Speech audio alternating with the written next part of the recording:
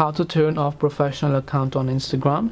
Hey everyone, welcome back to the channel. In this video we will learn how we can turn off professional account on Instagram, so make sure to watch the video till the end. So if you want to turn off professional account on Instagram, let's say you have the Instagram application and then you tap the profile icon. Here you can see that I have a professional account, and you can figure that out because you can see this little dashboard and so on. So how do I switch to personal and then turn off professional account? Well, in order to do this, you have to tap the three lines option from the top right and just go to settings.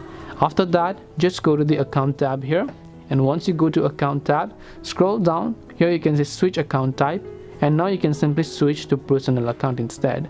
So your professional account could mean that you have either a business account or a creator account, but when you come to this option, switch to personal account, and then your professional account will get successfully turned off.